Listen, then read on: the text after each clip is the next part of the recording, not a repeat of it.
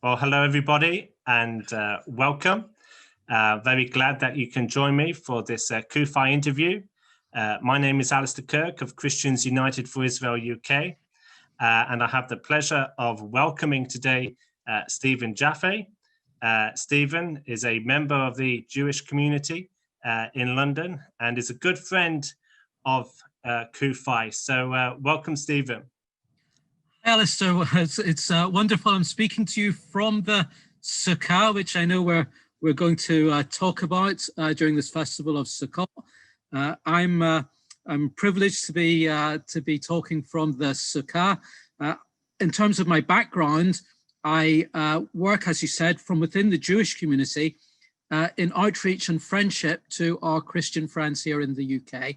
It's through something called the Shalom Initiative, which I direct. And I'm also very honored to be a consultant to Magen David Adom UK, which is Israel's equivalent to the Red Cross. It's its emergency medical service. And so we work as a support group here in the UK and have a very active Christian friends group of Magen David Adom. Yeah, fantastic. Well, we appreciate your friendship, Steven. And this, of course, isn't the first interview that you've done. We appreciate the interview that you did with Des Starrett regarding Jewish, the friendship between the Jewish community and the Christian community. And so we welcome you again, and of course a happy Sukkot to you and to your family. And perhaps just as we begin, would you mind explaining a bit more about this festival? Which of course is a very important festival, biblical festival, which is of great significance to Christians as well. But for you as a Jew, could you perhaps explain its importance? And of course, we have to go back to the Bible to appreciate its significance. So perhaps you could give us a little bit of an overview of the roots and its meaning, Steven. Sure, Alastair. So we're in a period of the Jewish year which is crammed with festivals. It's the 7th month of the Jewish year. It began with the Feast of Trumpets, which we now call Rosh Hashanah, which is the Jewish New Year, although, as I've said, it's in the 7th month, and that's a topic for itself. That's followed very closely by Yom Kippur, the Day of Atonement. Those two festivals are very much full of prayer. It's a time of contemplation, thinking about putting ourselves right before God. So it's long synagogue services, very spiritual festivals. And then within a week of Yom Kippur, we're in Sukkot. We're in another festival, a biblical feast, which means in English the word is Tabernacles. And it's a contrast, I think, to the two other festivals in the month, in that it's a festival which we call in Hebrew Zaman Simchatenu. It's a period of our joy. So it's a joyful festival. We've come through that period of penitence, contemplating where we've gone wrong, what we should be doing better. And in Sukkot, we meet God in joy. And the festival is described in 3 or 4 places in the Torah, in those books of Moses, as being the festival of joy. So that's the key characteristic of the festival. It's a joyful one, and by joy we mean it's a joy which is it says joy before the Lord. So it's a joy of holiness. It's not partying for its own sake. It's a joy which is filled with encountering the divine in a very special way during this festival. So as you can see, I'm sitting in the sukkah, in the booth, which I'm sure we'll talk about a little bit more. Yeah. But that is one of the ways that we celebrate, and it's biblical, as you say. The Torah tells us to dwell in booths during this holiday.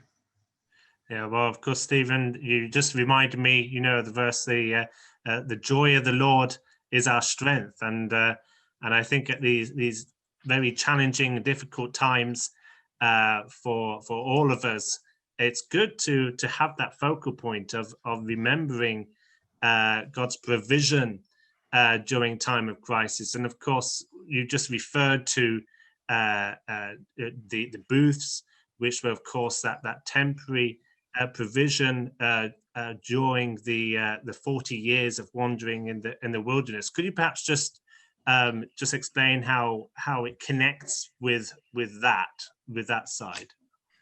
I think the message this year is particularly strong, Alastair. So we leave the comfort of our homes to dwell in a temporary booth. The sukkah is it's temporary. It's not to be a permanent structure. And it's a fragile structure. If you hear the metal clanking, the metal poles while I'm speaking, and some of the roof falling down, it's because this year the weather has been a little bit inclement here in the UK. But the spiritual message is very clear, that we rely on divine protection. And in the world today, when we're facing the issues around COVID, of course, that's a very strong message to us all. Yes, we look to scientists, we look to doctors, we look to governments to deal with this issue, but ultimately they can only go so far, and our protection comes from the Almighty. So that is it's a key message for every Sukkot, but this year I think it's particularly strong. When the children of Israel were journeying through the desert, it's a very inhospitable environment. Clearly they depended on divine protection. It was very clear in those days. In our world, we tend to put great store in human achievement, human mastery of the environment. This year with COVID, we understand the limitations of that little bit more clear than in the past. So it has a very strong message this year, one of leaving comfort, because it's also a harvest festival as well, Alastair. It's important to mention that. The Bible refers to it as the Feast of Ingathering. So in the land of Israel, it's the end of summer harvest. The children of Israel would have gathered in their crops. They would have been surrounded by material abundance if it had been a good year. And the human tendency is to think, well, the farmer has deserved his crop. He's worked hard. He's achieved it. It's his achievement. But the festival reminds us, as the Christian harvest festivals that I know are so common in many churches, to remind us that bounty, that material wealth is dependent on the Almighty, particularly in the land of Israel, where rain is a rare commodity and not very predictable. A good harvest depended on rain, and so that there was a sense of giving thanks to the Lord for the successful harvest.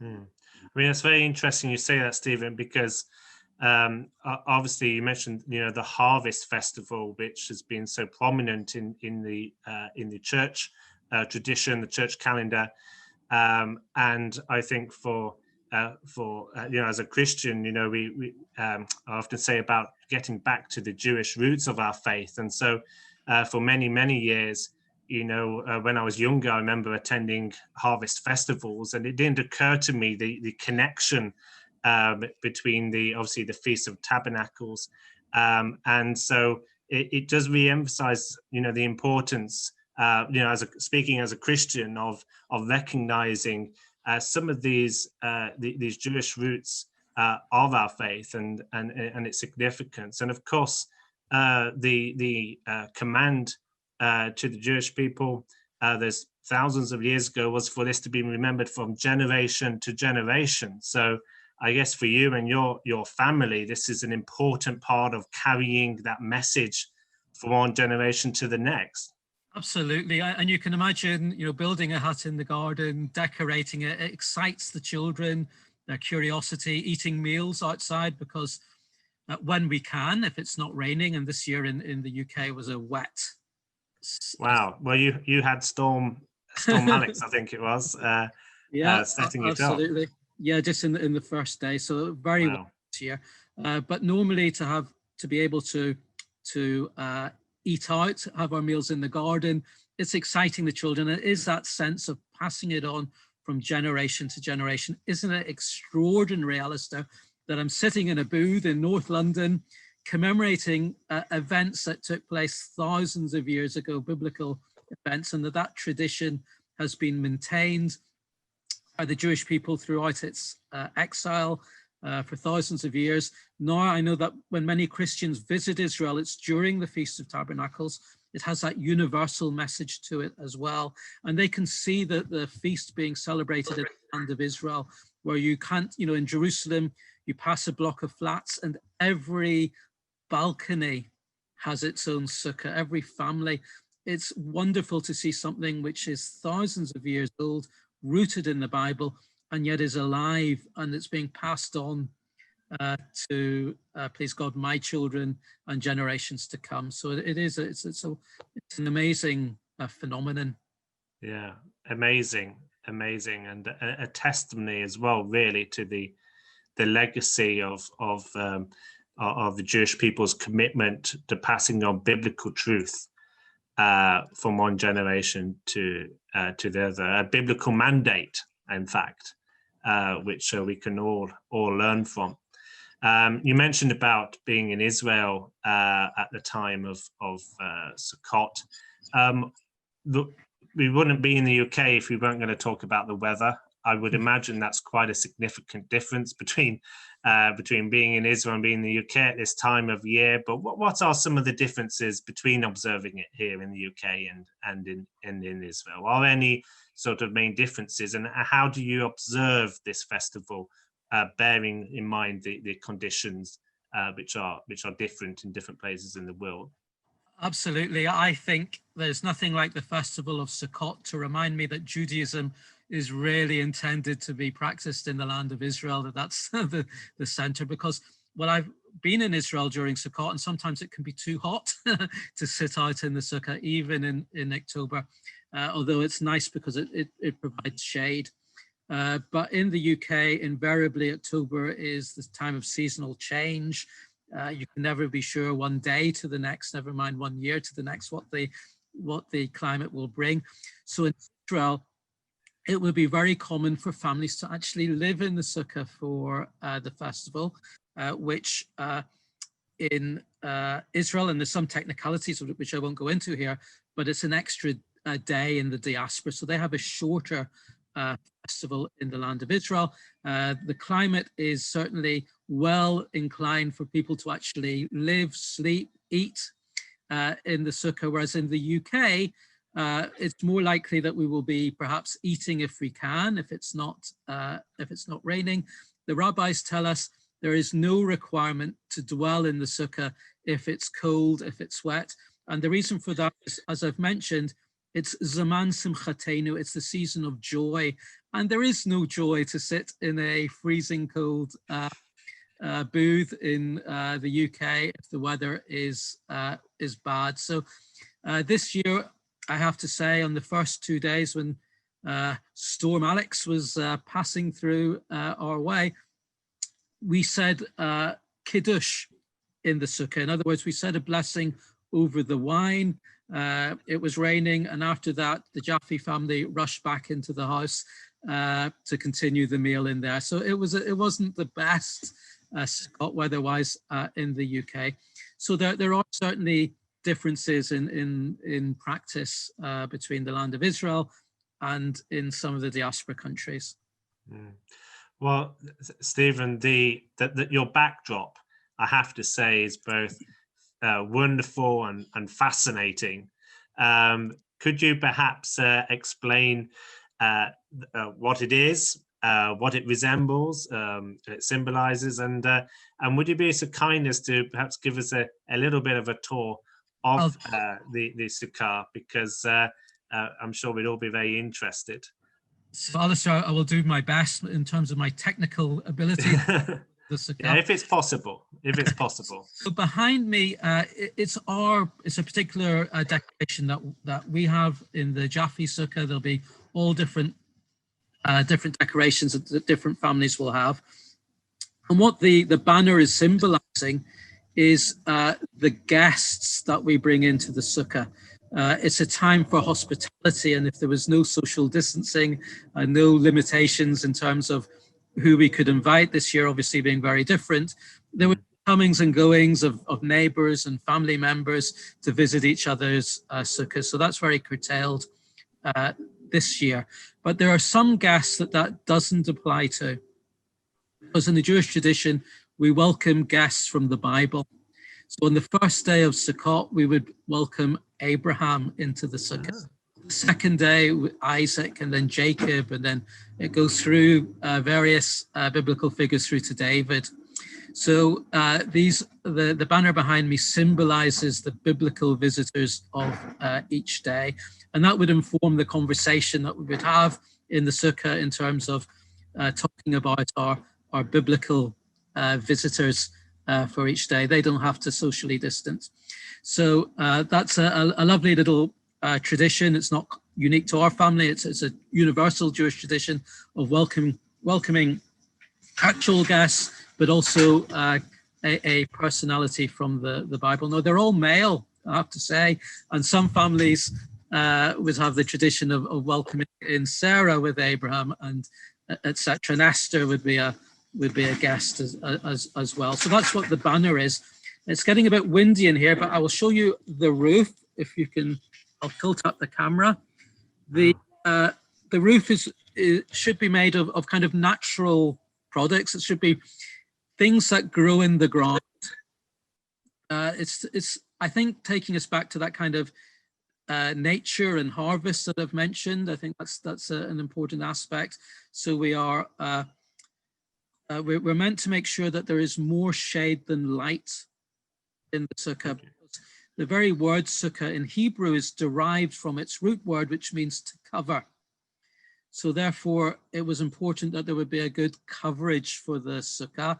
We should also have gaps. And in my sukkah this year, there's lots of gaps because a lot of the leaves have fallen down.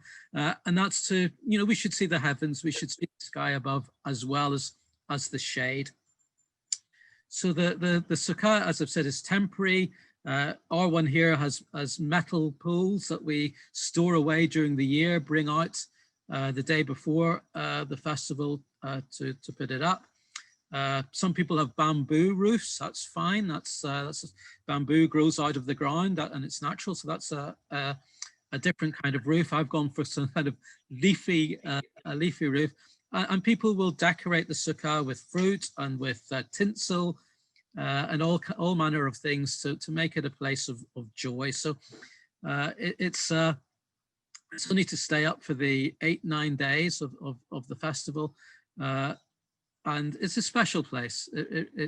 For me, it brings back lots of memories of my childhood, of the sukkah that we had in the synagogue, because also in normal years, the synagogue would have a big sukkah as well for the congregation to go to after the service. So there's lots of personal memories, it's a very powerful thing, the sukkah. And in past years, Alastair, I took great delight to invite Christians to come to the sukkah, and it amazed me. Some pastors and church leaders would travel literally miles to have tea in the Jaffe sukkah. I think that's an illustration of its power. We talk about Sukkot Shalom Echa, the tabernacle of your peace, of divine peace. It speaks to fragility, it speaks to temporary, but that overriding devotion and confidence in God's protection. It's a place of peace. It's a place to bring people together in harmony. How good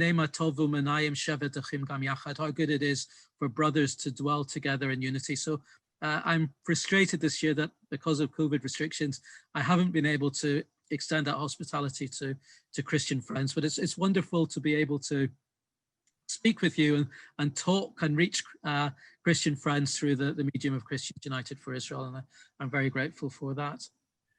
Oh, well, I mean, Stephen, certainly, even though, as you say, physically it hasn't been possible, we recognize that you have invited us today virtually into the sukkah to spend this time with you, and so we do really appreciate that and your hospitality in that sense. This must be a very difficult experience, perhaps for the Jewish community, with not having that ability, with having the restrictions in place. So yes, undoubtedly so. It was particularly difficult, I would say, with the previous festivals Rosh Hashanah and Yom Kippur, because they're normally very large gatherings in synagogues. So you would find Jewish people who perhaps wouldn't be in a synagogue during the year. They may be very secular minded, not particularly observant, but those festivals of Rosh Hashanah and Yom Kippur attracts them, and they come into the synagogue in huge numbers. So obviously that was completely out this year. Whatever synagogue services were under severe restrictions in terms of much reduced capacity, lack of communal singing, etc. So the COVID was, and the restrictions around it, were impacted very severely, I would say, on the festivals. We're lucky with Sukkot because although synagogue services are normally very much part of it, it's a festival that we can celebrate in our garden if we're lucky enough to have a garden. It's a family time. So yes, it's impacted. We can't have the guests, we can't have the hospitality that we would normally bring into the sukkah, but the core of the family, the immediate family, the household family, gathering together in the sukkah, to use modern terminology, in the bubble. Yes, is something that we have been able to maintain this year. So yes, it's a strange year in many respects, but to me, it's the message of the festival which resonates so strongly. We are fragile. We're seeing that in the world today, where we have been overconfident in our ability to handle anything that happens. What's occurred this year has reminded us of that fragility, that impermanence, and that need of divine protection. So in many respects, the spiritual core of the festival resonates even stronger this year than I can ever remember it. Absolutely. And so for the Jaffe family this year, can you just explain your typical sort of day? I mean, do you when you eat in there, do you have, are meals the same as normal, or do you have any special foods or any other sort of traditions for the Jaffe family that you have? So we would have festive meals during the first 2 days. In Israel, only 1 day, but that's a grand meal, if you like. Nothing special. We're still dipping things in the honey, which is, if you remember, is a custom of Rosh Hashanah, dipping apple in honey for a sweet new year. We're still doing that all the way through. I'm going to tell you about a custom which certainly isn't a unique Jaffe one. It's a religious commandment, biblical commandment, and it's to the 4 species. The Torah talks about take the 4 species during the festival of Tabernacles. This is one of them, which is called the etrog. Looks like a lemon, but it's a very special kind of lemon. And we join it with 3 other bits of, you would say, vegetation, if you like, from trees. The lulav, the myrtle, the willow, and the date palm. And we bring them together in a special blessing that we would recite when we take it in the morning. And in the synagogues, we would have a procession around the synagogue with these 4 the fruits and the leaves, and we would sing psalms. Alastair takes us back to temple times because it's important to say that the festival of Tabernacles was a pilgrim festival like Passover and Pentecost, and the Israelites would go to Jerusalem with their produce, with their offerings. There was a series of sacrifices that we can read about in the Torah, which were made during the festival. And so this 4 species is taking us back to temple ceremonies. Again, very, very ancient, very, very powerful, biblically rooted. And so the Jaffe family, as Jewish families across the world, would be reciting a special blessing over the 4 species. So it's colorful. And if you live in a Jewish area, you would see Jewish people perhaps going around walking as if they had fishing rods, because as you can see, it's quite long, and there's a specific thing hold it into. So when we walk to the synagogue, we would be carrying our of the 4 species in something which looks like it's carrying a fishing rod. So I often wonder what our Gentile neighbors make of that, but it's actually in response to this biblical command to bring these 4 species together. And of course, there's a lot of homily around what we're doing. It's the variety of the 4 species, bringing them together. The rabbis tells us is a lesson in unity. Some of the plants give off a lovely aroma, others no aroma. Some are nice to look at, others much less so. Some are humble, the willow leaf. Some are quite rare. The etrog is like a lemon, it's quite prized. It's only grown in certain places. So it's showing us that bringing all of these together is like a society, if you like. People bring different things, but coming together as a community, as a people, whether people are more spiritually inclined, less so, whether they're very intelligent, whether their spirituality is through emotion. It's bringing people together, 4 different types together is worthy of a blessing, and it's people as well. So it's a message of harmony, of unity between different kinds of people. We tend to congregate with people who are similar to us, but for Sukkot, we bring together the different attributes from nature, and that's a lesson for us in terms of humanity as well. And in terms of scriptures, Stephen, before we wrap up, I might put you on the spot here, but are there certain scriptures which are read, or are there scriptures which those who are listening, watching this, might be able to go back and have a look in their Bibles after this? Are there certain ones which are sort of significant during this festival? Absolutely. So it's replete with scriptural readings. In the synagogue, we will read the extracts from the Torah which tell us specifically about the festivals. So you'd look in Leviticus and Deuteronomy, Numbers. There are bits that tell us about the festivals, and so that will be read. I think still very obvious to many Christians would be the prophetic writings of Zechariah, who talks about the nations of the world coming to Jerusalem to worship. And that, I know, is a scriptural basis why so many Christians do visit Jerusalem during the Tabernacle Festival. It's one of the biggest events in the Jerusalem calendar, or would be in normal years. This gathering of Christians in Jerusalem, coming from literally the 4 corners of the earth, very much with that prophetic vision of Zechariah in mind. And we read from that as well in the synagogue. Another biblical passage is when King Solomon dedicates the temple. We believe that took place on the Festival of Tabernacles. So we will read, there's quite a lengthy prayer from King Solomon. So that's also attached to the festival.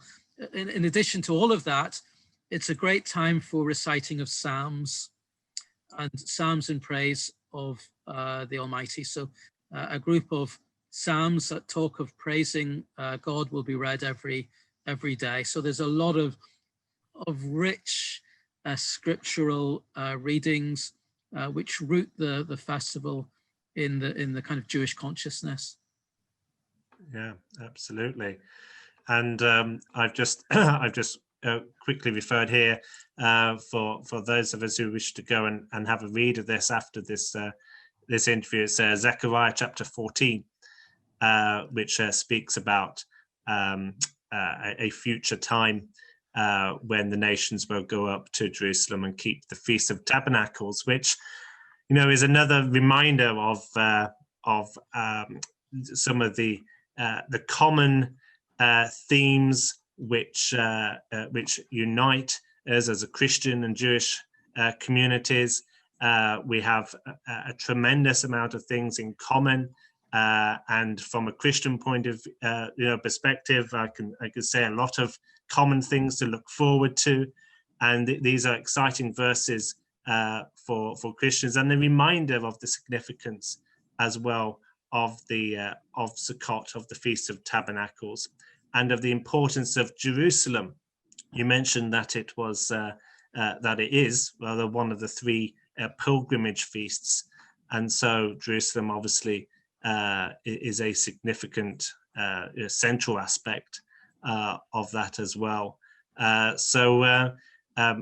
would encourage anyone watching to read some of those psalms. There's certain psalms, aren't they, Stephen, which were proclaimed at this time of year.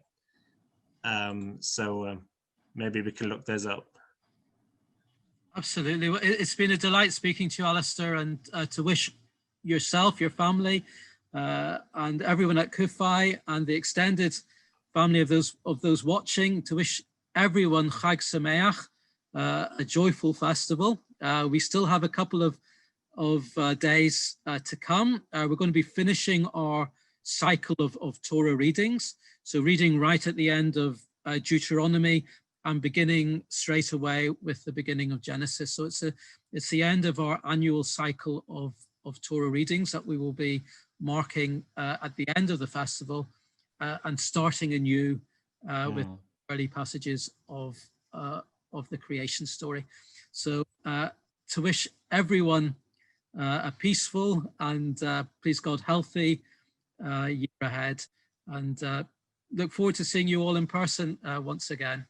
Yeah, well, Stephen, we really do appreciate the time that you've given, and of course we also pray for good health for you and your family during this time, and a joyful remaining festival, and of course as we approach Shabbat, a peaceful Shabbat. But again, thank you for allowing us to be part, virtually, inviting us to your sukkah, and educating us even more. I think it's just a reminder, really, of the importance of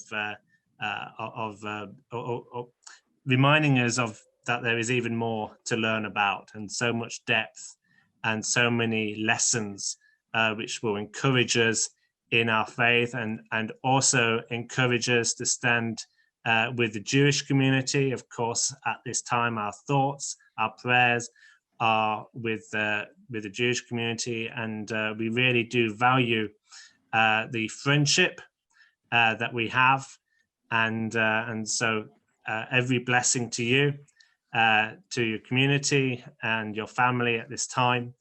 And yes, I hope that we can catch up again, perhaps with another interview at some point, and even better in person. Let's pray that day will be not too far away. So thank you very much, Stephen, and thank you for everyone who's tuned in to watch this as well. Blessings to you all.